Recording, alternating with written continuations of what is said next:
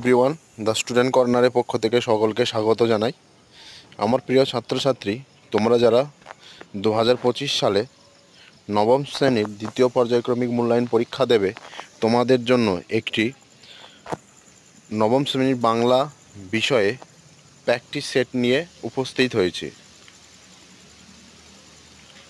তোমাদের যে এবার সিলেবাস আছে দ্বিতীয় ইউনিট টেস্ট পরীক্ষায়, সেই সিলেবাস অনুযায়ী কোশ্চেন প্যাটার্ন সাজানো আছে। তাই প্রথম থেকে শেষ অবধি দেখতে থাকো। আশা করা যায় তোমাদের দ্বিতীয় পর্যায়ক্রমিক মূল্যায়ন বাংলা পরীক্ষায় খুব উপকৃত হবে।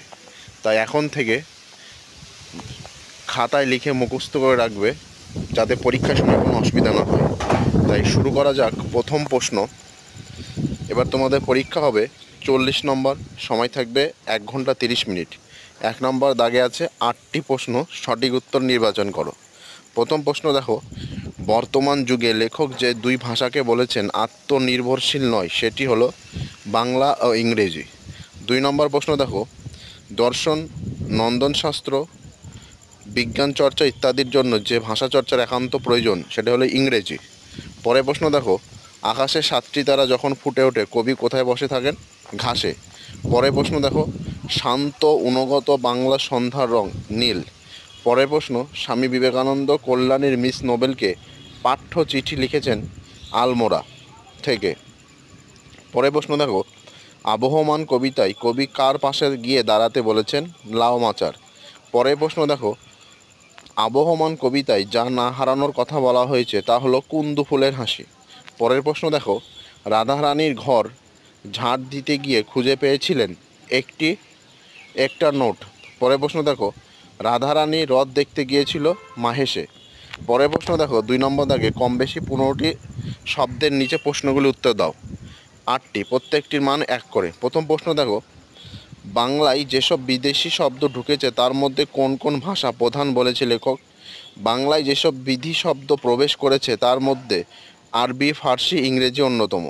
পরের প্রশ্ন দেখো, বাংলায় নীল সন্ধ্যাকে কবি কিসের সঙ্গে তুলনা করেছেন? বাংলা নীল সন্ধ্যাকে কবি কেশবতী কন্যার সঙ্গে তুলনা করেছেন।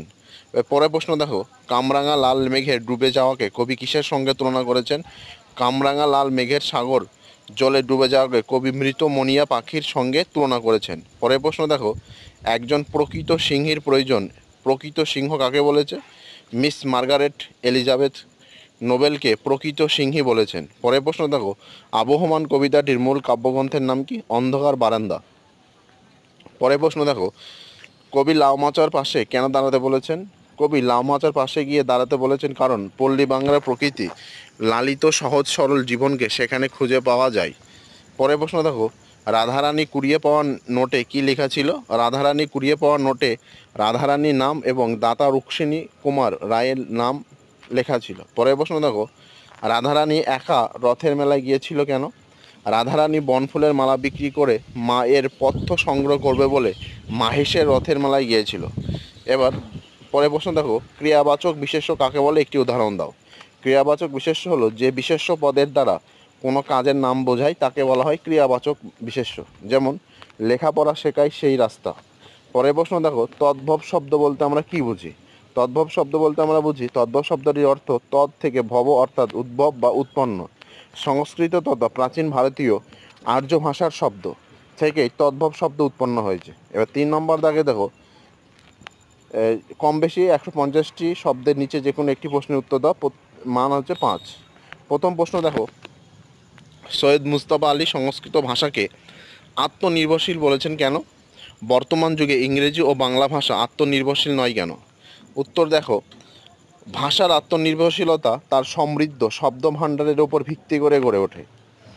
লেখক মুজতবা আলী সংস্কৃত ভাষার এই সমৃদ্ধ শব্দভাণ্ডারকে লক্ষ্য করেছিলেন। কোনো নতুন চিন্তা, অনুভূতি বা বিষয়কে প্রকাশ করতে হলে সংস্কৃত ভাষাকে অন্য ভাষার শব্দভাণ্ডার থেকে শব্দ ধার করতে হয় না, কারণ সে তার নিজের শব্দভাণ্ডার থেকে প্রয়োজনীয় শব্দ বা ধাতু পেয়ে যায়। তার মানে এই নয় যে সে বিদেশি শব্দ কখনোই গ্রহণ করেননি। সামান্য যেটুকু গ্রহণ করেছে তাতে সংস্কৃত ভাষার পর নির্ভরশীল হয়ে পড়বার কোনো সম্ভাবনা থাকে না। তাই লেখক সংস্কৃত ভাষাকে আত্মনির্ভরশীল বলেছেন। দ্বিতীয় প্যারাতে দেখো, যে ভাষার শব্দভাণ্ডার যথেষ্ট সমৃদ্ধ এবং যে ভাষাকে প্রয়োজনে বা অপ্রয়োজনে অন্য ভাষা থেকে শব্দ ধার করতে হয় না, সে ভাষাকে আত্মনির্ভরশীল ভাষা বলে। লেখক লক্ষ্য করেছেন যে ইংরেজি ও বাংলা প্রয়োজনে বা অপ্রয়োজনে অন্য ভাষা থেকে শব্দ নিয়েছে এবং এখনও নিয়ে চলেছে। পাঠান মোগল যুগে আরবি ফার্সি ভাষা থেকে বহু শব্দ আইন আদালত খাজনার নতুন বিন্যাসের কারণ বাংলায় ঢুকেছে। পরবর্তীকালে প্রচুর ইংরেজি শব্দ ও ইংরেজি মাধ্যমে ভিন্ন ভাষার বহু শব্দ ইংরেজি বাংলায় ঢুকে পড়েছে বা এখনও ঢুকছে। বাংলা শব্দভাণ্ডার অন্য ভাষা থেকে শব্দ গ্রহণ করে নিজেকে সমৃদ্ধ করেছে। ইংরেজির ক্ষেত্রেও এমনটা ঘটেছে, তাই লেখক এরকম মনে করেছেন। এবার 3-2 দেখো, স্বামী বিবেকানন্দ লিখিত পাঠ্য চিঠি বিষয়বস্তু আলোচনা করো। উত্তর দেখো, লন্ডনে স্বামী বিবেকানন্দের সঙ্গে মিস নোবেলের প্রথম সাক্ষাৎ হয়। স্বামীজির বক্তৃতায় তিনি অনুপ্রাণিত হন। পরবর্তীকালে ইংরেজ ভক্ত মিস্টার স্টাডির চিঠি থেকে স্বামীজি জেনেছেন যে মিস নোবেল ভারতে এসে সব কিছু চাক্ষুষ দেখতে দৃঢ় সংকল্প। মিস মুলারের কাছ থেকে স্বামীজি নোবেলের কার্যপ্রণালী সম্পর্কে জেনেছেন, কিন্তু ভারতের সামগ্রিক পরিবেশ ও পরিস্থিতি ইউরোপ আমেরিকা থেকে সম্পূর্ণ আলাদা। কুসংস্কার, অস্পৃশ্যতা, জাতিভেদ, ইংরেজ প্রভুর দাসত্ব আর প্রবল দারিদ্র্য প্রভৃতি এখানকার মানুষদের আষ্টে পৃষ্ঠে বেঁধে রেখেছে। এদেশের আবহাওয়া উষ্ণপ্রধান। এসব জেনেও যদি মিস নোবেল ভারতের জন্য নিজেকে উৎসর্গ করতে চান, তাহলে সেখানে তার সামান্য এক বিরাট ভবিষ্যৎ রয়েছে। বিশেষ করে ভারতীয় নারী সমাজ তার দ্বারা অসীম উপকৃত হতে পারে। তার মতে শিক্ষিত, একনিষ্ঠা, পবিত্র, প্রেমময়ী এবং সুপ্রাচীন কেল্টিক সভ্যতা জাত উন্নত চরিত্রের নারীকে এদেশের প্রয়োজন। এইসব তথ্য ও মতামত জানিয়ে মিস নোবেলকে স্বামীজি সরাসরি চিঠি লিখেছেন। এছাড়া কয়েকজন ইউরোপীয় ব্যক্তির চরিত্র বিশ্লেষণ ও কর্মপদ্ধতি এই চিঠিতে আলোচনা করেছেন লেখক। তারপর তিনি মিস নোবেল এদেশে এলে তার কি কাজ হবে সে বিষয়ে নির্দেশ দিয়েছেন। এবার দেখো 4 নম্বর দেখে, মান 5 কম বেশি এই একই 150টি শব্দের নিচে যে কোনো একটি প্রশ্নের উত্তর দাও। দেখো প্রশ্নটা দেখো, কামরাঙা লাল মেঘ যেন মৃত মনিয়ার মতো কামরাঙা লাল মেঘ কোথায় ডুবে যায়? কবি লাল মেঘকে নীল সন্ধ্যায় বিলীয়মান হতে দেখে যে অসামান্য ছবি এঁকেছে তার তাৎপর্য বুঝিয়ে দাও। উত্তরটা দেখো ভালো করে। আকাশে 7টি তারা কবিতায় পশ্চিম আকাশে ঢলে পড়া কামরাঙা লাল মেঘ যেন মৃত মনিয়া পাখির মতো গঙ্গাসাগরে ঢেউ ডুবে যায়। কবি জীবনানন্দ দাশ ঘাসের ওপর বসে বাংলা ছন্দ সৌন্দর্যে মায়া মমতাকে লক্ষ্য করেছেন। অস্তমিত আলো যেন দিগন্তকে গাঢ় লাল আলোয় আলোড়িত করেছে। সেই সময় সন্ধ্যায় আবছায়া ডুবতে থাকা মেঘপুঞ্জের নিঃশব্দে রূপান্তরিত হতে থাকা বর্ণময়তাকে কবি লক্ষ্য করেছেন। ভাসমান ঘন লালের প্রতিফলন নানান আকারে মেঘ পাকা কামরাঙার বর্ণ ধারণ করে। এই অস্থির খণ্ড খণ্ড লাল মেঘ দলের দিগান্তের চঞ্চলতা তাকে ক্ষুদে ছটফটে মুনিয়া পাখির সঙ্গে তুলনীয় করতে চলেছে। নানা বর্ণ বিশিষ্ট মুনিয়া পাখি রক্তাক্ত শরীরের মতো চলিলেও মেঘ সন্ধ্যায় ঘনয়মান নীল আধারে ডুবে যায়। মৃত মনিয়া যেমন জীব থেকে মৃত্যুর মুখে খসে পড়ে, তেমনি এই কামরাঙা লাল মেঘেরাও সন্ধ্যার অন্ধকারে নিমজ্জিত হয়। তারপরে দেখো, গঙ্গাসাগরের জলে অর্থাৎ জীবনের ক্ষণস্থায়িত্ব ফুটিয়ে তুলতে কবি জৈবনিক লালের বীর প্রতাপ রহস্যময়ী নীলের বিস্তারকে তীব্র করে তোলেন। মেঘ ভাঙা রোদের আলোয় দেখা বর্ণময় মেঘের সৌন্দর্য মৃত মনিয়ার মতো আসন্ন সন্ধ্যায় ব্যাপ্তিতে গ্রস্ত হয়ে শেষ হয়ে যায়। এভাবেই দৃশ্যগত ও অর্থগত সাদৃশ্যকে ব্যক্ত করতে কবি মেঘকে মৃত মনিয়ার মতো বলে অভিহিত করেছেন। 5 নম্বর দেখো, যে কোনো একটি প্রশ্নের উত্তর দাও। মান 5। প্রশ্নটি হলো, তুমি ঘরে আসিয়া দাঁড়াও, আমরা আলো জ্বালিয়ে দেখি, টাকা কি পয়সা? বক্তা কখন এই মন্তব্য করেছেন? আলো জ্বালার পরের ঘটনা উল্লেখ করো। উত্তরটা দেখো, বঙ্কিমচন্দ্র চট্টোপাধ্যায় রাধারানী গল্পাংশে রাধারানীর কাছে তার ফুলের মালার যাবতীয় কথা শুনে পথিক ভদ্রলোকটি সদয় হয়ে বাড়ির বিগ্রহকে পরানোর জন্য মালাটা কিনে নিতে চায়। রাধারানী দ্বিধাসত্ত্বেও শেষ পর্যন্ত মালাটি বিক্রি করে। পথিক ভদ্রলোকটি মালার দাম হিসেবে 4 পয়সা দেয়। সেই পয়সা হাতে নিয়ে রাধারানী বেশ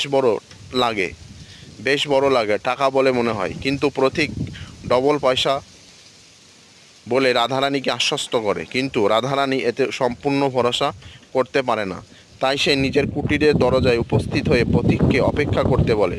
উদ্দেশ্য ছিল প্রদীপের আলো জেলে মুদ্রাগুলি পরীক্ষা করা। দ্বিতীয় প্যারাতে দেখো, ঘরে তেল না থাকায় রাধারানী চালের খড় টেনে তাতে চকমকি ঠুকে আগুন জ্বালায় এবং দেখে যে তার অনুমানই ঠিক। মালার মূল্য হিসাবে তাকে টাকা দেওয়া হয়েছে, পয়সা নয়। রাধারানীর বাইরে এসে পথিকের খোঁজ করে, কিন্তু দেখে যে সে ব্যক্তি চলে গিয়েছে।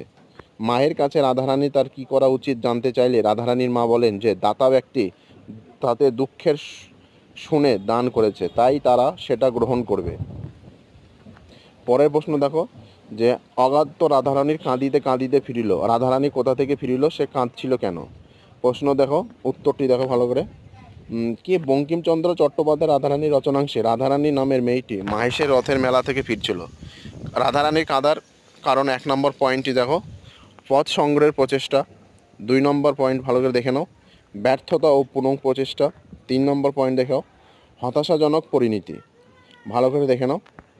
এবার 6 নম্বর দাগে কম বেশি 150টি শব্দের নিচে যে কোনো একটি প্রশ্নের উত্তর দাও। মান হচ্ছে 5। প্রশ্ন হচ্ছে কি, করভাস যে এখন সাধারণ কাকের থেকে নিজেকে আলাদা রাখতে চায় তার স্পষ্ট প্রমাণ আজকে পেলাম। কোন ঘটনায় এই প্রমাণ পেয়েছিল প্রফেসর শঙ্কু? দেখো ভালো করে, যে শিক্ষায় উন্নতি পয়েন্ট। সত্যজিৎ রায় করভাস গল্পে প্রফেসর শঙ্কু তৈরি অর্নিথিন যন্ত্রের মাধ্যমে 2 সপ্তাহের মধ্যে করভাসের শিক্ষায় অভাবনীয় উন্নতি করেছিল। তারপর থেকে সে নিজেকে অন্য সাধারণ কাকদের থেকে আলাদা মনে করতে শুরু করে। 2 নম্বর পয়েন্ট দেখো, বজ্রপাত পরবর্তী ঘটনা। ভালো করে দেখে নাও। 3 নম্বর পয়েন্ট দেখো, করভাস অনুগ্রহ প্রকাশ। প্রথম পয়েন্ট আবার বলছি, শিক্ষায় উন্নতি প্রথম পয়েন্ট, ভালো করে দেখো। 2 নম্বর পয়েন্ট, বজ্রপাত পরবর্তী ঘটনা।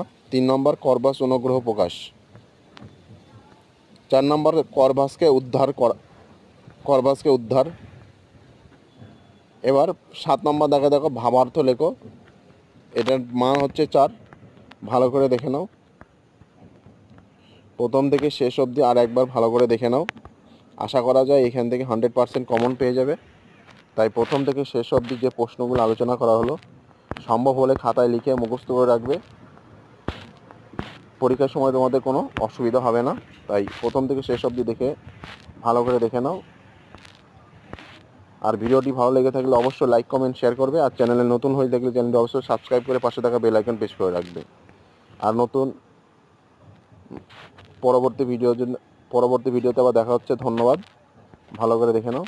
আশা করা যায় এখান থেকে 100% কমন পেয়ে যাবে। তাই বেশি বেশি ভিডিওটি শেয়ার করবে। ধন্যবাদ।